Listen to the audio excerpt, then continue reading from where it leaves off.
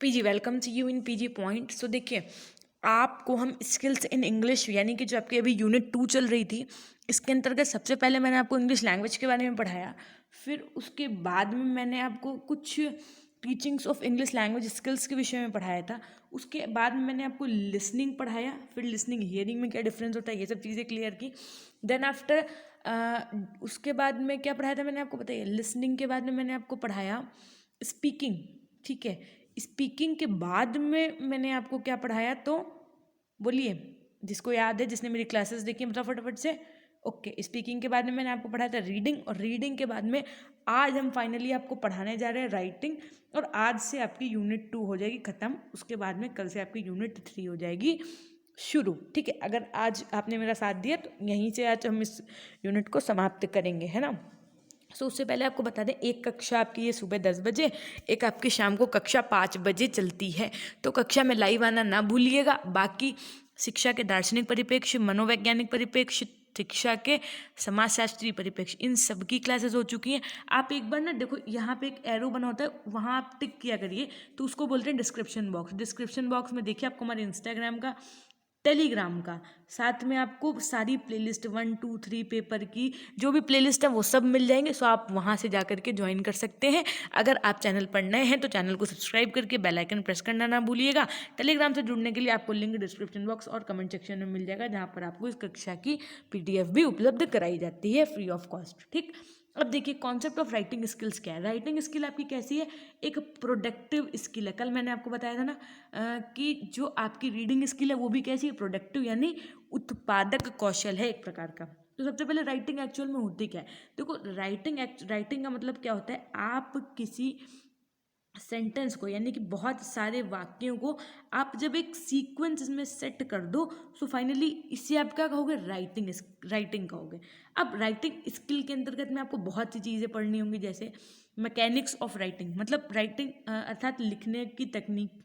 साथ में आपकी जो वर्तनी हो वो कैसी हो, शुद्ध वर्तनी हो, अर्थात आपकी स्पेलिंग एरर ना हो। और उसके बाद में जो ग्रामेटिकल स्ट्रक्चर्स होते हैं, जैसे राम इज गोइंग, अब वहाँ पे इसकी जगह पे आप क्या बोल दो, राम आर गोइंग, तो आर गलत हो जाएगा ना। आपको पता है कि आर कब लगता है, जब प्लूरल नंबर नाउन होता है ना।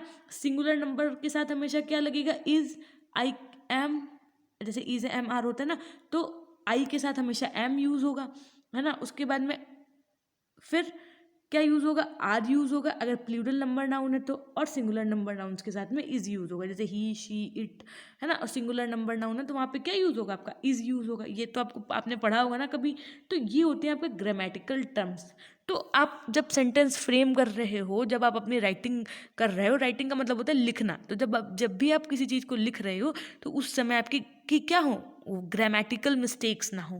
कोहेशन एंड कोहेरेंस, देखिए, सामंजस्य और सुसंगता, जब भी आप लिखो तो उनमें सामंजस्य होना चाहिए। पता चले एक लाइन इधर की उधर लिख रहे हो, उधर की इधर लिख रहे हो, कोई सेंटेंस फ्रेम हो ही नहीं पा रहा है। फिर ideas developing clearly in paragraph, जो भी आपका पैराग्राफ है उसमें ये साफ साफ पता होना चाहिए कि आखिर ये किस विषय में बात कर रहे हैं, किस विषय में यहाँ पे लिखा गया है। Genres of writing like letter writing, report writing, essay writing etcetera, जो भी चीज़ें होनी चाहिए वो, अगर आप लेटर लिख रहे हो तो लेटर का फॉर्मेट आपको पता है कैसा चलता है, रिपोर्ट लिख रहे हो तो रिपोर्ट का अलग फॉर्मेट होता है, एसे राइटिंग का अपना अलग फॉर्मेट होता है। सो जो भी चीज़ें होनी चाहिए वो जेन्यून होनी चाहिए। Descriptions, narrative sequence, arguments, persuasion, ये सब चीज़ें आपकी मैनेज होनी चाहिए। यदि अब बात करते हैं टीचिंग ऑफ राइटिंग स्किल्स, कि इसको पढ़ाया कैसे जा सकता है। सबसे पहले आपने देखा होगा बच्चे को छोटे में, आप देखो पहले छोटे में बच्चा ऐसे ए बनाना सीखता है, फिर जब थोड़ा बड़ा होता है ना तो उसको देखो ऐसे करके कर्सिव, ऐसे हम दिखाते हैं आपको, जैसे ए बनाना सिखा दिया गया बच्चे को, है ना। फिर जब थोड़ा बड़ा होता है तो उसके में क्या चलती है, कर्सिव राइटिंग की एक बुक चलती है, जिसमें इसी ए को बच्चे को ऐसे बनाना सिखाया जाता है। बताओ अच्छा लग रहा है कि नहीं अच्छा लग रहा है। अब जैसे छोटा बच्चा है, आपने उसको सिखाया बी फॉर बॉल, तो वो छोटे में ऐसे टेढ़ा मेढ़ा बी ऐसे बनाता है, फिर ऐसे करता है, फिर ऐसे करता है ना, ऐसे सीखता है। लेकिन जब बच्चा थोड़ा सा, आप मान के चलिए फर्स्ट सेकंड स्टैंडर्ड में आने चल लगता है, तो उसके में एक कर्सिव राइटिंग की बुक चलवा दी जाती है। कर्सिव राइटिंग में क्या होता है, बिना पेन को उठाए लिखना होता है। और उसमें देखिए आप, जैसे बी बच्चे ने ऐसे बना दिया, है ना। सो जैसे ए हो गया ये आपका, है ना, बी हो गया, ये सी हो गया, फिर यहाँ पे आपका डी, ई, एफ जी, है ना, कुछ समथिंग ऐसे। अब बहुत बहुत अल्टीमेट तरीके से भी हो सकते हैं। जी आप ऐसे भी बना सकते हो, ठीक है, जी आप ऐसे ही बना सकते हो, मतलब बहुत से तरीके हैं। आप स्मॉल लेटर वाला जी ऐसे बना सकते हो, एक जी आप ऐसे बना सकते हो, एक जी आपको इस तरह बनाना सिखाया जाता है। तो अब बताओ कितने अलग अलग तरीके हैं कि नहीं है। सो ये सब चीज़ें आपको कर्सिव राइटिंग के अंदर सिखाई जाती है। फिर उसके बाद में हैंड राइटिंग भी आपकी मैटर करती है कि आपकी हैंड राइट, पता चले कुछ भी लिखते चले जा रहे हो, या तो खुद पढ़ो या तो कोई और उस चीज़ को पढ़ ना पाए, सिर्फ आप ही पढ़ पाओ। स्पेलिंग एंड पंक्चुएशन मार्क्स, तीसरी सबसे इंपॉर्टेंट चीज़ होती है स्पेलिंग्स। पता चले आपको लिखना है एलिफेंट, ELEPHANT, और पता चले आपने क्या लिख दिया, एलिफेंट, दिमाग लगाया आपने, ELEFANT, इसको भी तो एलिफेंट ही पढ़ेंगे मैम, तो आपने क्या किया, ये स्पेलिंग एरर कर दी। ये सब चीज़ें आपकी राइटिंग स्किल्स में बहुत मैटर करती हैं। तो जब भी आप किसी चीज़ को लिखें तो सबसे ज़्यादा आपको किस पे ध्यान देना होगा, अपनी राइटिंग पे, ठीक है। आपकी राइटिंग कैसी है, आपसे सबसे ज़्यादा स्पेलिंग्स पे ध्यान दो। स्पेलिंग एरर अगर है ना तो वो आपकी राइटिंग को क्या कर देंगे, सब ब्लंडर हो जाएगा, सब कुछ ब्लंडर हो जाएगा, एकदम बर्बाद हो जाएगा, कुछ समझ नहीं आएगा, चीज़ें गलत होंगी। तो पंक्चुएशन मार्क्स का भी ध्यान देना होगा। जैसे हिंदी में मैंने आपको हमेशा की तरह एक एग्जाम्पल दिया, रोको मत जाने दो, रोको मत जाने दो। जिन्होंने मेरी पहले क्लास वाली देखी होगी तो इस कॉमा का एक बहुत बड़ा मीनिंग था। तो वैसे ही जो पंक्चुएशन मार्क्स होते हैं ना आपके, जैसे जैसे जब भी कोई hurrah we won the match तो हम लोग एक्सक्लेमेशन का साइन यूज़ करते हैं। सो ये सब चीज़ें भी बहुत मैटर करती हैं आपकी राइटिंग स्किल में। अब यदि दूसरे परिप्रेक्ष्य में बात करें तो writing is a mental work of inventing ideas, thinking and organising task very according to the level of the learners. जो लर्नर हैं, अब पता चले क्लास फर्स्ट वाले बच्चे को आप उस लेवल की राइटिंग स्किल नहीं सिखा सकते हो ना जो आप 6 स्टैंडर्ड वाले बच्चे को सिखा रहे हो, है ना। तो सबका अपना सीखने का स्टैंडर्ड अलग होता है, क्योंकि बच्चे, ये सब चीज़ें किस पे डिपेंड करती हैं, बच्चे के मेंटालिटी पे, बच्चे का लेवल क्या है ना। तो जो आपकी राइटिंग स्किल है ये आपकी कैसी स्किल है, बता दो फटाफट से। प्रोडक्टिव स्किल है। दूसरा, ये जब आप लिख रहे होते हो ना तो आप क्या कर रहे हो, आपकी फिजिकल बॉडी तो काम कर ही रही है, साथ में और क्या काम कर रहा है, आपका माइंड भी काम कर रहा है। तो यानी कि ऐसी कौन सी स्किल है, आपके पास एक ऑप्शन दिया जाएगा जिसमें माइंड यानी फिजिकल बॉडी भी काम करती है, और साथ में आपकी माइंड, मतलब माइंड तो काम करता ही करता है, साथ में आपकी फिजिकल बॉडी भी काम करती है, क्योंकि आप हाथ से लिख नहीं रहे हो। तो ऐसी कौन सी स्किल है, आपके पास 4 ऑप्शन दे देंगे, listening, writing, speaking, none of the above या ऑल ऑफ द अबव। तो आपको क्या टिक करना होगा वहाँ पे, राइटिंग स्किल टिक करना होगा। बात समझ में आ रही है कि नहीं आ रही है, बोलो फटाफट से। कुछ बच्चों की शिकायत रहती है ना कि मैम रिप्लाई नहीं करते हो, मैम कुछ नहीं करते हो। तो देखो, कमेंट सेक्शन में कमेंट कर दिया करो आप। अगर हम लाइव चैट में अवेलेबल ना हुआ करें या कभी कभी मिस हो जाया करे कुछ भी, तो आप लोग कमेंट्स कर दिया करो। कमेंट समझ लो ना, जब क्लास एंड हो जाती है तो देखो कमेंट्स का ऑप्शन आता है, वहाँ पर जाकर के अपने डाउट्स कमेंट सेक्शन में कमेंट कर दिया करो, तो हम बता दिया करेंगे। और बाकी अगर क्लास अच्छी भी लग रही तो चुपचाप देख के मत जाया करो, है ना, बिना देखे पर चुप्पे से निकल जाते हो एकदम छोटे वाले पीछे वाले दरवाजे से। ये नहीं करना है आपको, लाइक करना है क्लास को, कमेंट करना है, उसके बाद जाना है। ये आपकी मान लो फंडामेंटल ड्यूटी है, मौलिक कर्तव्य में शामिल कर दिया है हमने आपके, ठीक। अब देखो, for advance level the task is based on cognitive and linguistic aspects, sub skills of writing are as follows. कि ये देखिए, ये आपके कुछ 5 पॉइंट्स हैं क्या, कि giving evident to control over grammatical structure, word order, concord, simple, compound and complex sentences. जैसे आपने जब अपने 12th और हाई स्कूल में भी पढ़ा हो अगर इंग्लिश, तो आपने वहाँ पे साधारण वाक्य, मिश्रित वाक्य और जटिल वाक्य के बारे में पढ़ा होगा ना। सिंपल सेंटेंस, कंपाउंड सेंटेंस और कॉम्प्लेक्स सेंटेंस। जैसे विद का यूज़ होता था ना, एंड का यूज़ होता था, एज वेल एज का यूज़ होता था, नॉट ओनली बट ऑल्सो का यूज़ होता था। तो ये सब किस में बनते थे, कंपाउंड सेंटेंस बन जाते थे सिंपल से। सिंपल से कंपाउंड कैसे बनते थे, कंपाउंड से कॉम्प्लेक्स कैसे बनते थे। तो ये सब चीज़ें क्या थी, जब आपको वहाँ पे सिखाई गई तो वो इसलिए सिखाई गई थी कि जब भी आप राइटिंग करो, means using appropriate grammatical cohesion devices in writing skill with linkers, using appropriate lexical cohesion, repetition, synonyms and hyponions।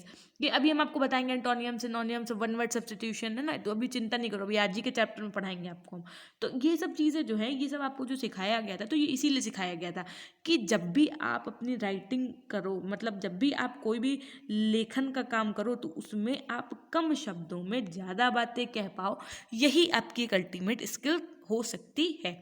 अब देखो ज़रा, producing a piece of writing, एक मतलब ये मान के चलिए राइटिंग करते समय आपको किन किन बातों का ध्यान रखना है, ये कुछ यहाँ पे बताया गया। सबसे पहले सिंटेक्स का, यानी सिंटेक्स का मतलब होता है सेंटेंस स्ट्रक्चर, कि पहले आपको क्या क्या बोलना है, फिर आपको क्या बोलना है, उसके बाद में आपको क्या बोलना है, इन बातों का विशेष ध्यान रखना चाहिए।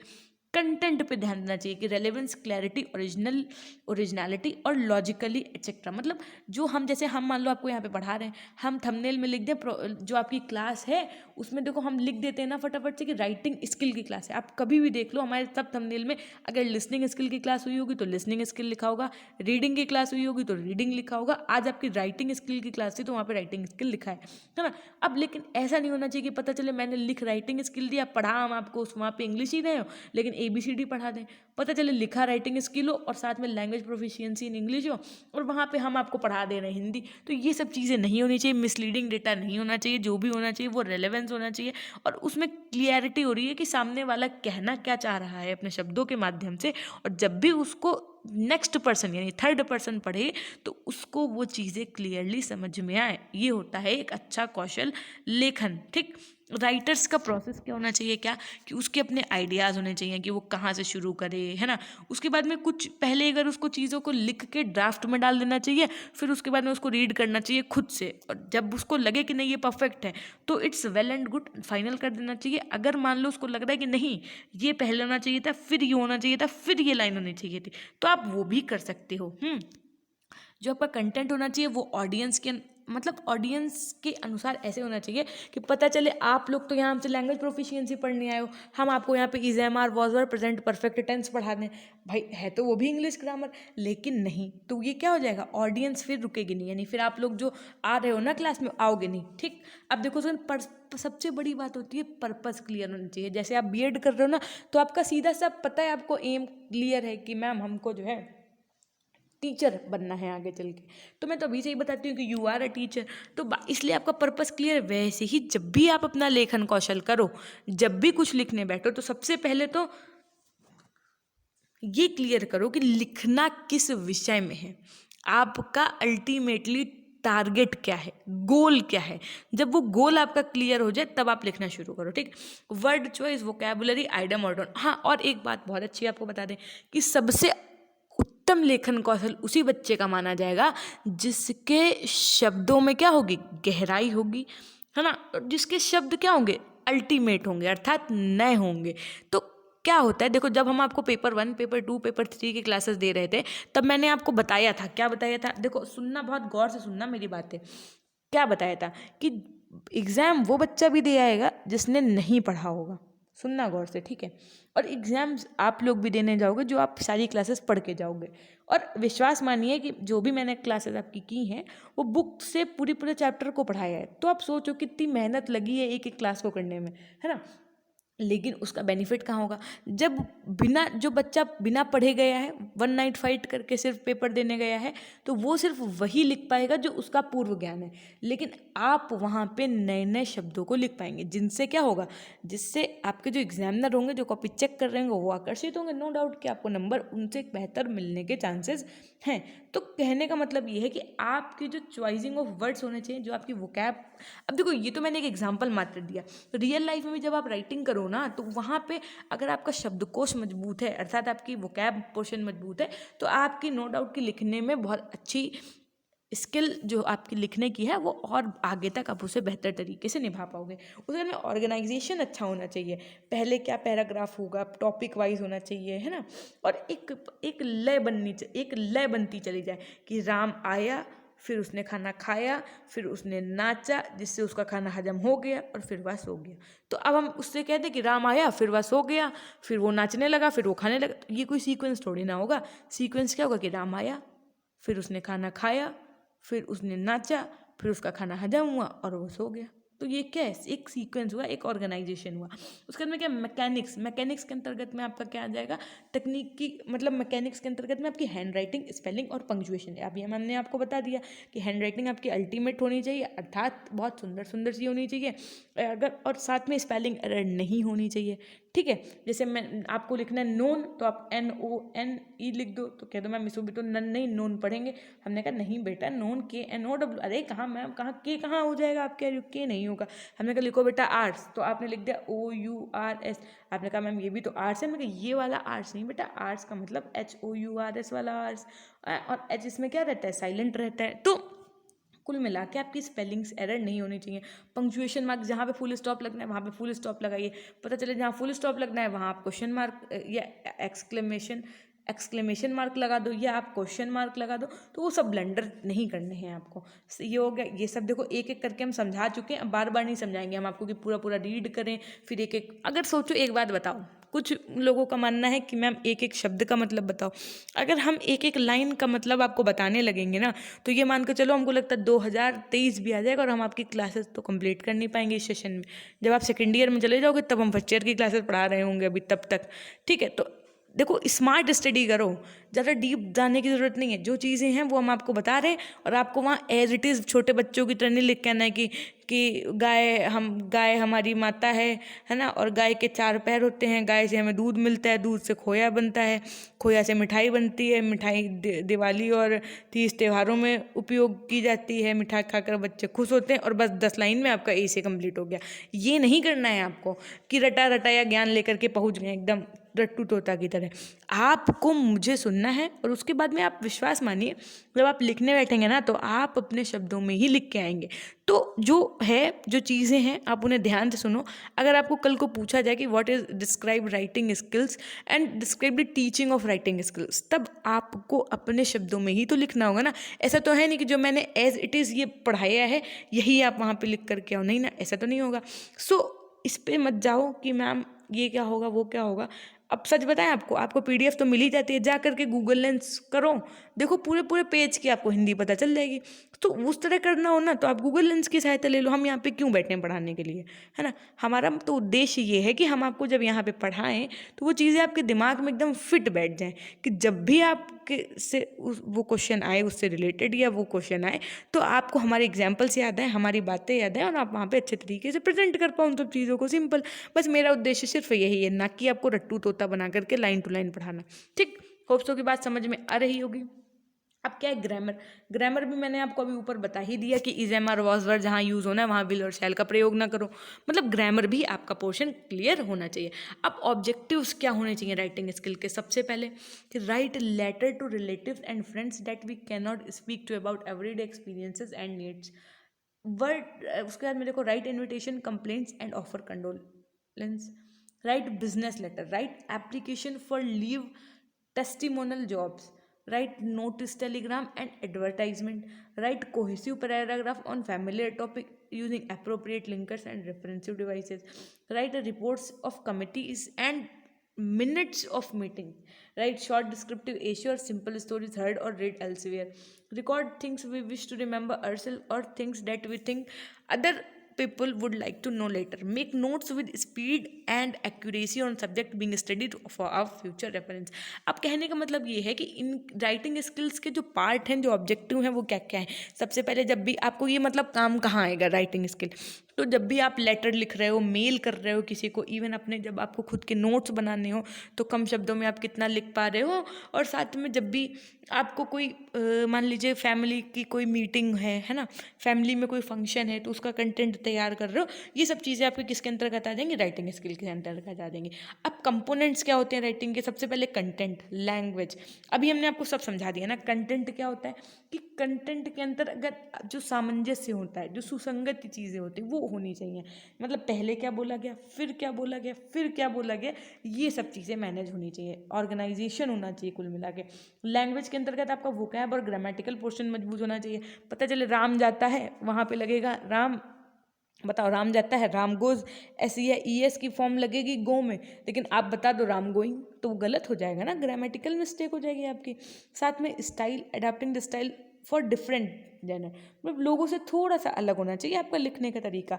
सेंस, सबसे बड़ी बात होती है sense of audience purpose is also necessary component. सामने वाला क्या पढ़ना चाह रहा है, आप उसको वो बात समझा पा रहे हो या नहीं, इस बात पर भी डिपेंडेंट होते हैं आपकी राइटिंग की स्किल्स और राइटिंग के कंपोनेंट्स आपके। सो राइटिंग के कंपोनेंट्स में आपने क्या क्या पढ़ा? कंटेंट, लैंग्वेज, ऑर्गेनाइजिंग, स्टाइल और सेंस। देन आफ्टर अब हम लोग क्या पढ़ेंगे? Process of writing. ये बहुत इंपॉर्टेंट है। ये प्रोसेस ऑफ राइटिंग अगर आपने आज मेरे साथ सीख लिया, देखो हम आपको एक बात बताते हैं, एक बात बताओ, क्या ये प्रोसेस ऑफ राइटिंग ज़रूरी है आपके क्वेश्चन में आ जाए? नहीं। लेकिन अगर आज आप ये अपने लिए सीख लो कि प्रोसेस ऑफ राइटिंग है क्या, लिखने की प्रक्रिया है क्या, तो एक बार बताओ, चाहे आप यूपीएससी का जब रिटन पेपर देने जाओ तब भी कहीं ना कहीं आपकी ये चीज़ें काम आएंगी। आप सोच रहे हो अरे मैम क्या बता रहे हो, आप पढ़ हम बीएड रहे हैं, आप यूपीएससी और स्टेट पीसीएस के रिटन पेपर की बात कर रहे हो। हमने कहा हाँ सही बोल रहे हैं हम। जैसे मम्मा पापा आपके शिक्षा देते हैं ना, कोई बात सिखाते हैं ना, जब आप कोई गलती करते हो तो वो आपके जीवन पर्यंत काम आती है कि नहीं आती? बताओ। एक बार जो आपने गलती की उसके बाद में जो अभी आपने मम्मा पापा ने आपको सिखाया तो उसके बाद में वो आपके जीवन पर्यंत काम आती है कि नहीं आती? बस वैसे ही आज का हमारा ये टॉपिक होने वाला है प्रोसेस ऑफ राइटिंग का, कि 5 स्टेप्स ऐसे हैं कि अगर आपने इनको फॉलो कर दिया तो विश्वास मानिए, अगर आपको 3 नंबर एग्जाम में देने जा रहा होगा तो आज से वो आपको 4 नंबर देगा। कैसे देगा, क्यों देगा, वो सब आप ये पढ़ने के बाद में समझ जाओगे। तो सेशन के एंड तक बने रहिएगा, जाएगा कोई भी नहीं। अगर क्लास अच्छी लग रही है तो फटाफट से लाइक कर दो। अपने दोस्तों तक पता नहीं क्यों नहीं शेयर करते हो आप लोग। ऐसा लगता अरे हम पढ़ें, सब पढ़ने वाला तरीका अपनाओ, सबको शेयर करो, है ना। अब चलो देखते हैं। आप आज सबसे पहले होता है प्री राइटिंग एंड प्लानिंग। सबसे पहले 3 चीज़ें जीवन में ये आपकी क्लियर होनी चाहिए कि राइटिंग का पर्पस क्या है। हम कुछ भी लिखने जा रहे हैं तो क्यों लिखने जा रहे हैं, आखिर उसके विषय में क्या हमको पहले से कुछ नॉलेज है कि सिर्फ हम लिखने ही चल दिए। आपसे कहा गया कि जरा एक बार बेटा ऐसा करो, प्रकाश संश्लेषण के बारे में लिख के बताओ, प्रकाश संश्लेषण क्या होता है। अब आपने कभी जीवन में पढ़ा ही नहीं कि प्रकाश संश्लेषण क्या होता है ना। क्लोरोफिल की प्रेजेंस में होता है कि जड़ में ये प्रक्रिया होती है, कि पत्तियों में होती है, कि इंसान खाना बनाते हैं, कि फोटोसिंथेसिस के दौरान की और चूहा खाना बनाते हैं, पता ही नहीं है कुछ। तो आप कैसे लिख पाओगे? तो सबसे पहले आपको उसके लिए पूर्व ज्ञान होना अनिवार्य है, और साथ में आपका पर्पस क्लियर होना चाहिए कि हम फोटोसिंथेसिस पे क्यों लिखने जा रहे हैं। तो क्यों लिखने जा रहे हैं? क्योंकि हमको क्या समझाना है कि फूड जो है वो ट्री, मतलब जो आपके पौधे हैं, जो पेड़ हैं ना, ये भी अपना भोजन स्वयं बनाते। तो आपका क्या अल्टीमेटली ओपिनियन क्लियर हो गया, पर्पस क्लियर हो गया। Audience they are writing for and, कि ऑडियंस क्या चाहती है, क्या ऑडियंस क्या चाहती है। कंटेंट का structure is that how best to sequence the facts, ideas और arguments which they have decided to include in the writing. अगर आपने ये सोच लिया है कि आपको क्या लिखना है तो उसके अंतर्गत आपको सीक्वेंस भी मैनेज करना पड़ेगा। पता चले आपको तीसरे नंबर पैराग्राफ आपने दूसरे नंबर पे लिख दिया तो वो मज़ा नहीं आएगी ना, एक समय के बाद में आदमी बोर हो जाएगा। सो चीज़ों को इस तरीके से लिखो कि पहले बहुत अल्टीमेट था, फिर थोड़ा सा आप उसे सैड मूवमेंट पे लाएं, फिर थोड़ा सा हाई ले गए। तो ये एक प्रोसेस बना लेना चाहिए। अब अगर यही प्रोसेस बना था तो भी आदमी बोर हो जाएगा, और अगर यही प्रोसेस बना था तो भी आदमी बोर हो जाएगा। मतलब ये लाइन सीधी नहीं होनी चाहिए, ठीक।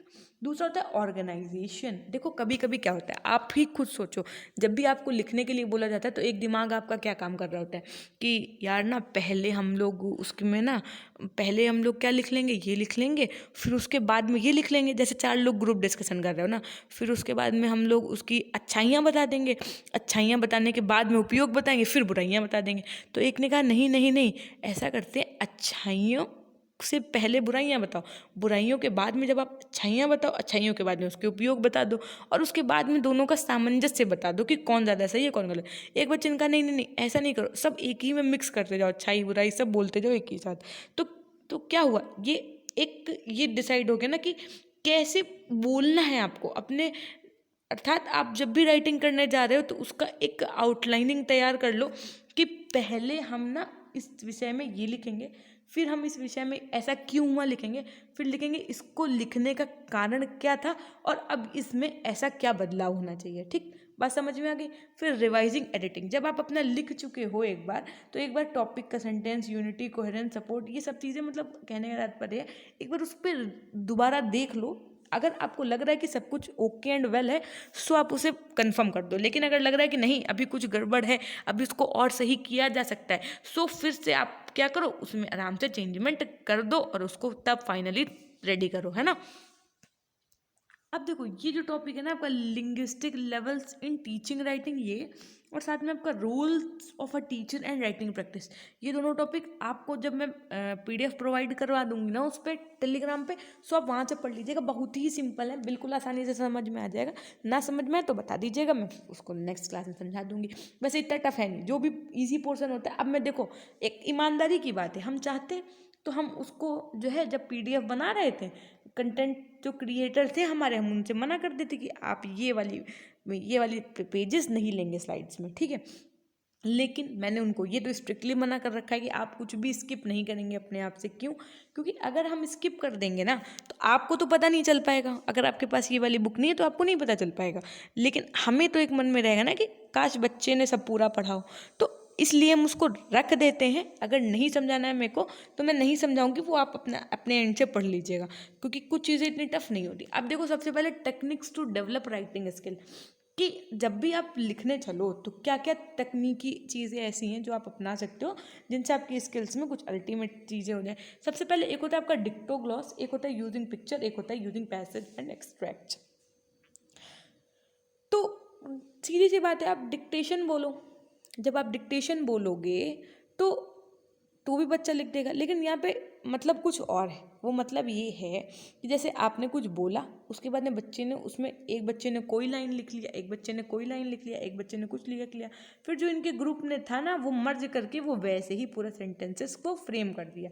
अब होता है यूजिंग पिक्चर। आप एक बच्चे को एक पिक्चर दिखा दो और वो उन्हीं के ग्रुप में जो बच्चे हैं उनसे बोलो कि इससे आपको क्या समझ में आया। तो देखो, सबने जो अपने अपने पेपर में थॉट्स लिखे होंगे वो क्या होंगे, अलग अलग होंगे। किसी बच्चे को कुछ समझ में आया होगा, किसी बच्चे को कुछ समझ में आया होगा। फिर आपका using passage and extracts, the technique is use to help learners to write और कंप्लीट स्टोरीज। हाँ, जैसे कि देखो, यूजिंग पैसेज एंड एक्सट्रैक्ट्स का मतलब आप ऐसे समझ लो कि एक ये स्टोरी लिखी है, ये जम्बल्ड सेंटेंस में लिखी है।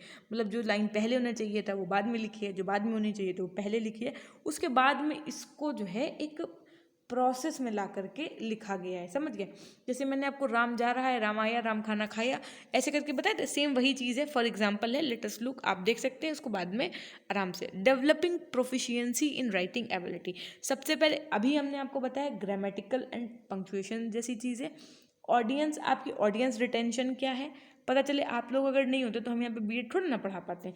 फिर उसके अंदर पीयर इवेल्यूशन, राइटर में take an idea of audience feedback by taking the opinion of his friends and peers on the document written by him, because most of the writers can not become totally unbiased about their work, is that they can not identify the confusing and intricate points in their writing. If the writer is able to get the written document evaluated from his friends, family members, relatives, etc., he not only gets an idea about his writing skills but also about his self-assessment. The constructive criticism from their friends, family members, peers, etc. helps a writer to make the necessary correction in his writing. जैसे मान लीजिए आपने कुछ लिखा, उसके बाद में क्या हुआ, आप ना एक फीडबैक लीजिए। अगर जैसे मैं आपकी क्लासेस यहाँ पे पढ़ा रही हूँ, ठीक है, हम आपसे कमेंट सेक्शन में कमेंट करने के लिए क्यों कहते हैं, वो इसलिए कहते हैं ना कि हमें फीडबैक मिलना चाहिए, कि हम अगर अच्छा पढ़ा रहे होंगे तो ही तो आप लोग अच्छे अच्छे कमेंट्स करोगे। ऐसा तो है नहीं कि हम कुछ भी पढ़ा रहे हैं और आप फिर एम ही कमेंट्स कर दोगे। ये मान के चलो, कोई भी बच्चा, चाहे मैं हूँ चाहे आप, कोई बच्चा ऐसे कमेंट्स नहीं करता है ना जब तक उसको ये फील ना हो जाए कि हाँ सच में हमारा कुछ बेनिफिट हुआ है या ऐसा कुछ। तो वही चीज़ें सेम राइटिंग में भी है। अब देखो, रीडिंग अलाउड, तेज तेज बोल के पढ़ना, उसके में reading the works of others, problem identification and organisation, habitual sessions, rewriting. उसके बाद में आपका लास्ट वन क्या है, लुकिंग फॉर डिटेल्स। सो यहीं से करेंगे सेशन को एंड। ये जो है ना, ये हम आपको अभी जब शुरुआत में एक आपने देखा होगा ना पैराग्राफ था ऐसे करके, ऐसे वाला, जिसमें बहुत सारी चीज़ें थी, सिंटैक्स, पंक्चुएशन, तो वहाँ पे हमने आपको डिटेल्ड में समझा दिया है। और अब आपको कुछ नहीं करना है, अब आपको इनको जितना ये पोर्शन है सेल्फ पूरी पीडीएफ को रीड करना है। जहाँ ना समझ में आए, मन हो तो गूगल बाबा की हेल्प ले लीजिएगा, मन ना हो वहाँ से लेने का हेल्प तो आप डिक्शनरी से देख लीजिएगा। तब भी नहीं समझ में आता है तो आप वही स्क्रीनशॉट मेरे को फिर से भेज दीजिएगा, तो मैं समझा दूंगी कि हाँ ये चीज़ आपको नहीं समझ में आई। उस पेज का आप स्क्रीनशॉट हमको भेज दीजिएगा, कि आप वीडियो से स्क्रीनशॉट लेकर के भेज दीजिएगा, ठीक। अब इससे ज़्यादा सेवा हम क्या ही करें आपकी। सो कैसी लगी कक्षा, ये कमेंट सेक्शन में बताना ना भूलिएगा। पता नहीं आप लोगों की क्या दुश्मनी हो गई मेरे से, मैं देखती थी पहले कितने कितने बच्चे आ रहे थे, अब तो 6 ही बच्चे आ रहे हैं। ऐसा लगता है ग्रेडिंग वाला पेपर किसी को देना ही नहीं, कोई मीनिंग ही नहीं है, हम यहाँ फालतू में पढ़ा रहे हैं। तो कोई बात नहीं, आज जो बच्चे ये फालतू समझ रहे हैं ना, समझ लेने दो उनको फालतू। और जितने बच्चे आ रहे हैं ना, you are a so talented, सच में विश्वास मानिए कि हमको तो पहली बात बहुत अच्छा लगता है कि आप लोग रेगुलर हैं, आप रेगुलर आ रहे हैं, है ना। बहुत अच्छा लगता है। जो बच्चे बाद में क्लासेस देखते हैं और बाद में कमेंट सेक्शन में कमेंट करते हैं कि मैम मैं थोड़ा बिजी शेड्यूल है, मैं बाद में क्लासेस देख लेता हूँ या देख लेती हूँ, मैं थोड़ा घर पे काम में बिजी थी तो मैंने बाद में क्लासेस देखी, तो उनको बहुत बहुत सारा थैंक यू, बहुत बहुत सारा means a lot for you all, है ना। और मन हो देखो, मन हो ना देखो, मन हो पढ़ाई करो ना करो, है ना। अब डंडा लेके हम पिटाई तो कर नहीं सकते, और फिर बीएड के एस्पिरेंट्स हो तो कतई नहीं कर सकते। क्यों? क्योंकि आप एक शिक्षक हैं और शिक्षक की भूमिका आपको कैसे निभानी है ये बाकायदा हमने आपको जब आगे आपके पेपर 1 2 3 पढ़ाए हैं तो उसमें बताया है ना। सो यहीं से करेंगे सेशन को एंड। और हमेशा की तरह हमने क्या कहा था आपसे बोलने के लिए, अपनों के लिए। हमने देखा सिर्फ 1 ही 2 बच्चे लिखते हैं। आपको लगता होगा ना कि मैम तो रिप्लाई नहीं कर रही, मैम पढ़ ही नहीं रही होंगी, मैम को क्या पता, मैम तो बस ऐसे ही बोलते जा रही हैं, मैम को क्या। मैम एक एक कमेंट्स, एक एक लाइव चैट के सब कुछ देखती हैं आपकी, बस बोल नहीं पाती कभी कभी, ठीक। सो हमेशा की तरह लिख दो भैया अपनों के लिए, और हमेशा खुश रहिए। डांटा नहीं है भाई, प्यार किया है हमने, समझो, है ना। तो हमेशा खुश रहिए, मुस्कुराते रहिए, कभी अपने लिए तो कभी अपनों के लिए। Till then take care, bye bye. घर के बड़े बुजुर्ग से मेरे लिए आशीर्वाद ले लीजिएगा, सबका ध्यान रखिएगा, अपना भी ध्यान रखिएगा। Okay, meetup in the evening class, आना ना भूलिएगा शाम 5 बजे।